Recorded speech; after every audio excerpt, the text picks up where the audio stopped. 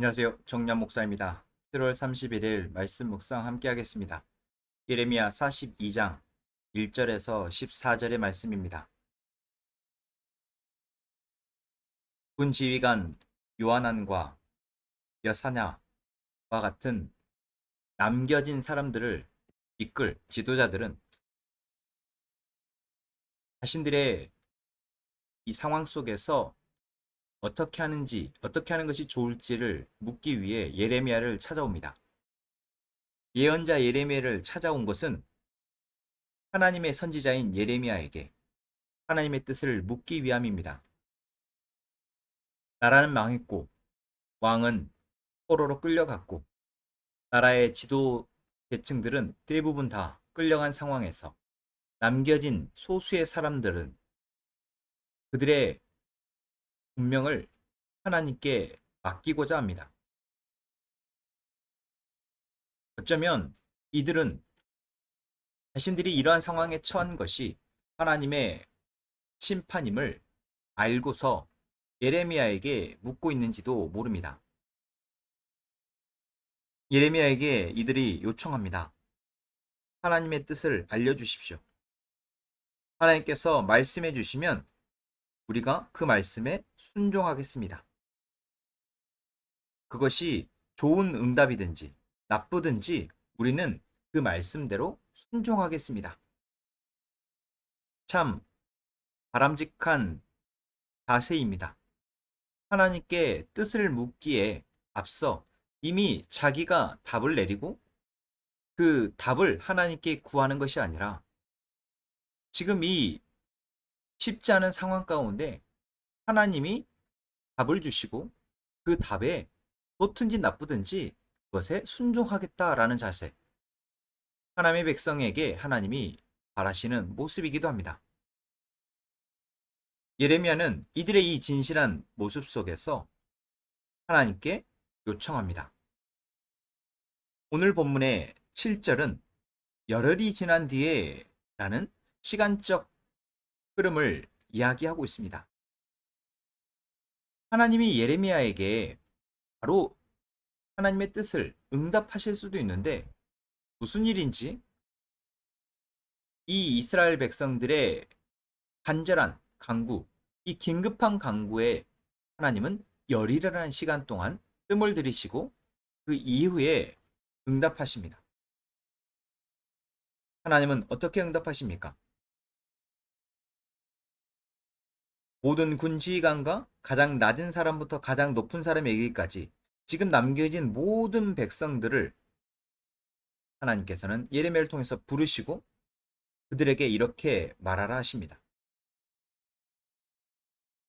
너희가 이 땅에 그대로 머물러 살면 내가 너희를 허물지 않고 세울 것이며 내가 너희를 뽑지 않고 심겠다. 내가 너희에게 재앙을 내렸으나 이제 내가 뜻을 돌이켰다. 너희가 지금 두려워하고 있는 그 바빌로니아 왕을 두려워하지 말아라.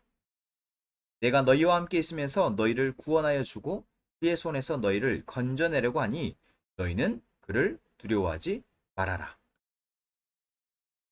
이 말씀, 하나님이 지금 남겨진 자들에게 하신 이 말씀을 통해 우리는 그 10일이라는 시간 동안 남겨진 이들의 마음이 그 자세가 뛰었음을 짐작할 수 있습니다. 하나님은 이들에게 내가 너희를 구해주겠다. 이렇게만 말씀하시지 않고 뭐라고 얘기하십니까? 너희가 이 땅에 그대로 머물러 살면 이라는 전제를 이야기합니다. 지금 이들은 처음 하나님께 간구했을 때는 하나님의 뜻이 무엇이든지 순종하겠다는 마음이 있었지만 10일의 시간이 흐르는 그 가운데 이들은 그들 안에 있는 바빌로니아 왕에 대한 두려움과 자신들의 어떻게 삶이 변할지 모르는 이 불안전한 상황 때문에 그 염려 때문에 스스로 결정을 내렸습니다. 그 결정은 바로 이집트로 도망가는 것입니다. 바빌로니아 왕을 피해서 이들은 또 다른 강대국인 이집트로 가려고 이미 마음의 결정을 내렸습니다. 하나님은 이들의 이러한 마음 안에 있는 결정을 아시고 이렇게 말씀하시는 것입니다. 그래서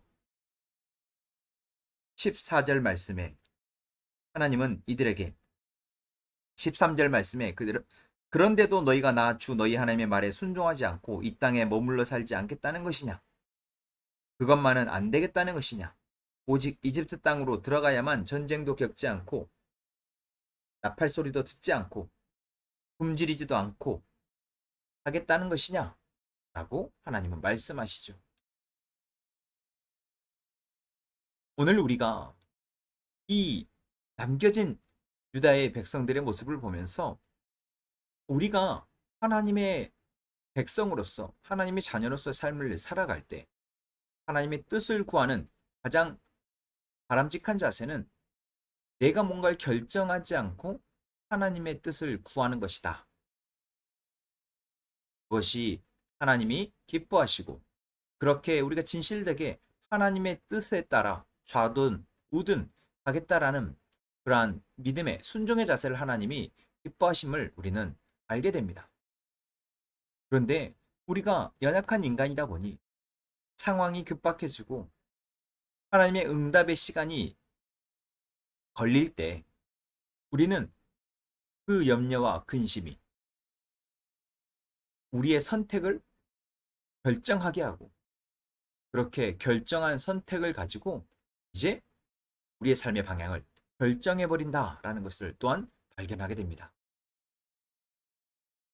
남겨진 이들은 사실 불안한 이 상황 때문에 하루하루가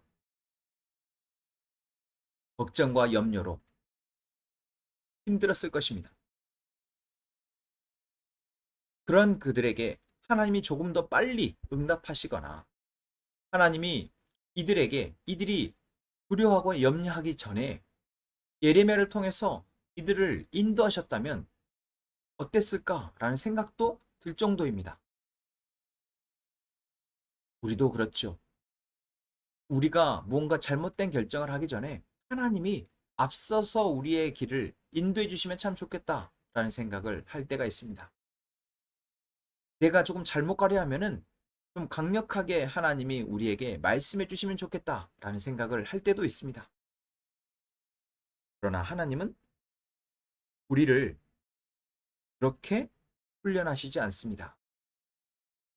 오히려 반대로 하나님은 우리가 하나님을 찾고 하나님을 구할 때 온전히 하나님의 뜻을 기다리는 훈련을 하게 하십니다.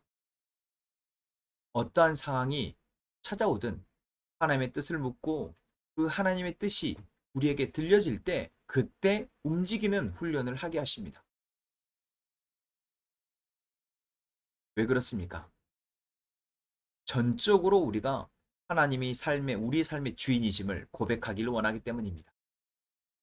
하나님이 온전히 우리의 주인임을 고백한다면 이 요한왕과 남겨진 사람들과 같은 선택을 하지 않습니다. 주인이 말씀하지 않았는데 스스로 무언가를 결정해서 행동에 옮기지 않는다라는 것입니다. 우리도 그렇습니다.